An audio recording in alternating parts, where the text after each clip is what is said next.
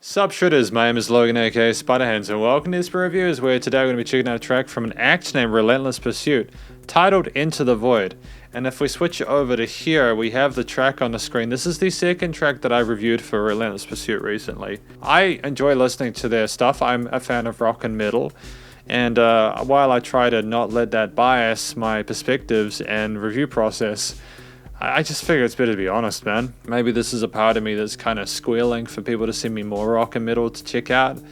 But it's okay. That's cool. Today we got Relentless Pursuit, you know, Into the Void. We're gonna listen through some track from start till finish. And we're gonna hear what we think.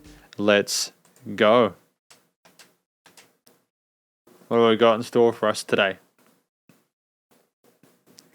Into the Void.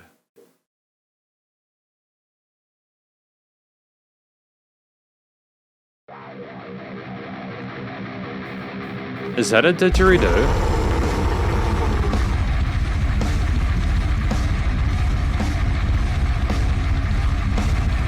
There is some heavy heaviness going on with those guitars and the drums.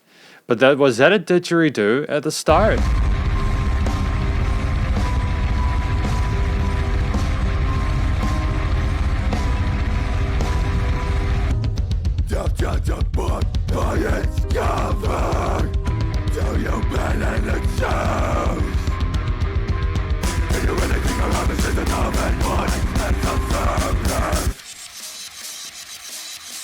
Oh, I get it. We're trying to do the filtering thing here where like we cut out the frequencies. Usually when people do that, they like reduce it to like 250 or 300 or something. Or they kind of raise it to 250 or 300. It's cool though. Like I see what we're trying to do here and I kind of dig it. What I enjoy about Relentless Pursuit stuff is even if I haven't necessarily agreed with all of the production decisions that were made, and you know, tracks that we've reviewed, I can understand what we're trying to go for here. I've heard this in other tracks within the genre. Oh my.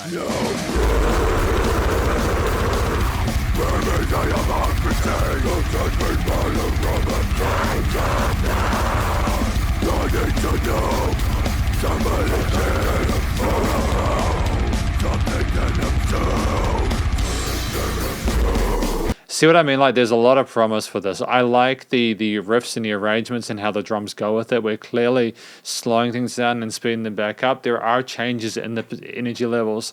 There is filtering going on with some of these parts to let the drops come in. And there's these bass drops to just simmer through the mix.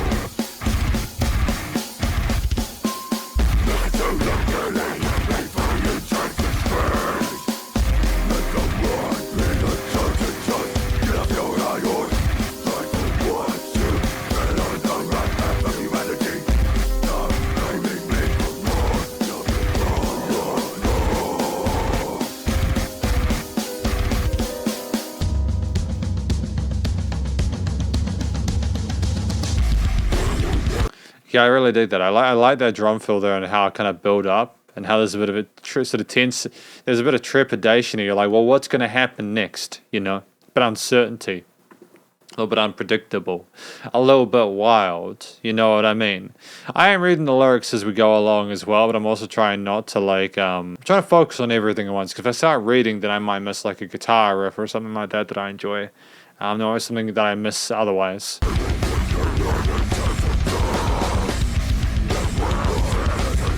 I like the animal imagery though. I like the comparisons there. I think that's interesting. Like, if you can think outside the box when you write your lyrics and create, you know, talk about things in a way that isn't as sort of generic as like, you know, like it's the difference between like you think you're so smart and you're so peaceful, etc., versus you think you're smart like whatever and then like peaceful like a dove. You know, wise like the serpent and smart like the dove. You know what I mean? Like it's just, it elevates it a little bit. There's a sense of sort of classiness, I suppose.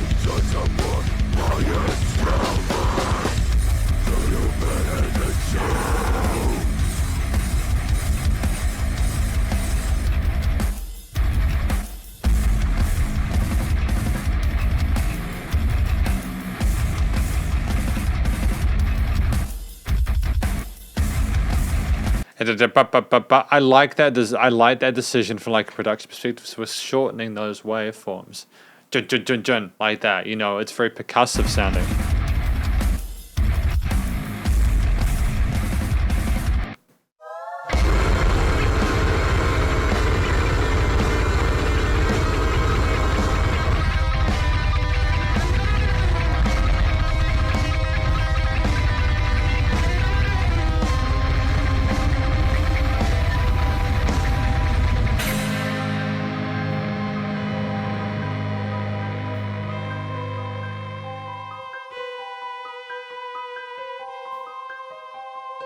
And we're just going. We've just got the sizzly synths to fade us out, man.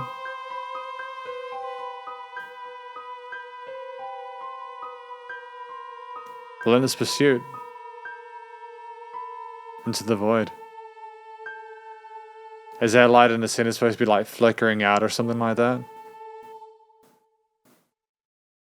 Wow. Okay. Alright. Because this is effectively my review of, you know, Relentless Pursuit's Into the Void. Track number 2, as I understand it, off of their upcoming album. What do I think this track is about? I think that this track is about someone directly addressing someone else, going, yo, you're telling me who I am and who I should be, and you're making all these big assumptions, and you're going to regret it, because maybe you don't know everything, and maybe you're not as innocent as you think you are, and maybe people are going to find out about it. Maybe there's going to be constant consequences for that. I think a lot of people are going to be able to relate to this, you know, but feeling that way about someone else, you know, that kind of just that kind of crappy behavior people exhibit sometimes, where they act like they're holier than thou, you know what I mean? I think it's kind of cool to write a song about it. Into the Void, I suppose that person is like, maybe that judgment is letting them sort of corrupt themselves, and maybe they're entering the void through their own misappropriation of their own morality. I'm not sure. It's an interesting take on it. But Relentless Pursuit, again, I did like the lyrics that I read. I think as well, while I understand what we're doing with the vocals, and it's visceral and it's intense and it's trying to sort of claw away at you a little bit. It's meant to be up in your face, up in your grill. And genuinely, I've got nothing but love for that. I think that when you are this upset with something, when you are this, you know, there's a sense of fury from those growled lyrics, right?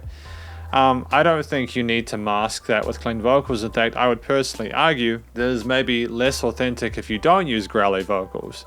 Because, you know, like sometimes you just feel like screaming, right? And that's what I love about metal, is that it's so, you get this freedom to be as intense as you want to be. There are other genres of music where you can't really get away with that. It's very different, but that's what I love about rock and metal. You know, the structure of this track was somewhat through composed. It might have been like a chorus that repeated, but effectively it was more of a journey going into that void at the end where you get sucked in. And I'm not unhappy about that at all. I genuinely feel as though it's nice to not just get spoon-fed a verse, bridge, chorus. You know, it's nice to have that range there. Again, that unpredictability. You don't know what you're going to get next. Well done to Relentless Pursuit for bringing that forward. I like that. You know, we didn't just sit on the same guitar riff or drum beat or whatever. We flew between them, and it made for some interesting listening, for sure. Because, you know, you just didn't know what you were going to get. It was a lot of low tuned. There was a lot of double kick and blast beats and stuff like that. There was a little bit of piano going in there, some lead parts as well. And, you know, there's a few other bits of Foley in there, and that kind of struck up the skeleton of what this track was all about. And I don't think you could have really improved this track by adding more to it. I think that, you know, you had those occasional breakdowns where there were just guitar drums, and some of the parts, especially with the blast beats, were so tight. That was really cool. There are elements of this that I think could make this promising, and I have reviewed other bands that, because we're going to go into the production, the recording, mixing, mastering. This track, I think, was in a slightly stronger position than the previous one. What I will say is that it sounded like it was hitting really hard on that limiter, that master, that output bus. It sounded like there was a bit of digital distortion going on there. Maybe there's a bit of peaking in like the master chain and that signal chain. And that's just something that we can remedy before the album comes out, you know. It's all good. It's tricky because, especially when Because basically, Relentless Pursuit, they're doing everything themselves, you know. This is all by Matthew Conrad, remember, music, lyrics, drum loop production, video and audio production, creation, bass, guitars, vocals, piano, which is absolutely phenomenal. I cannot say that enough. It is phenomenal that Matthew's handling all of this. And I think for someone that is handling all of this, I think it's really great. I just think it may be worth, for like future releases, having a look at like, getting like a loudness meter and going through the different parts of the master chain and just making sure that they're all below 0, that they're not peaking, you know. Obviously it's going to peak when you get limiter involved, but before that. Because it can just be sad if you miss that one part. It sounds a bit boxy, but to be fair to Relentless Pursuit, in this type of genre of music, you can get away with it sounding kind of rough around the edges, primarily because it is so brutal, right? It's just so heavy, it's so in your face. It will shank you for a dime, some of the metal that's out there, and I got nothing but love for it. It was definitely nice and loud. I liked a lot of the EQing decisions. I understood what was going on with the panning and stuff like that, and the gluing and adding of things into various parts of the stereo field and the frequency spectrum. Yeah, I'm generally happy with this. With Relentless Pursuit's material, I see a lot of promise for it. I do really look forward to seeing what Relentless Pursuit do in future, but effectively, that is my review of Relentless Pursuit's Into the Void. Hopefully you enjoyed it. If you did, please do go show them some love via their various social medias and their YouTube page, and stay cool and stay safe. Please remember to support your local musicians and artists in this point in time, as they need the help more than ever with all the crazy stuff going on in the world. And I'll catch you in the next review. Spiderhands Out.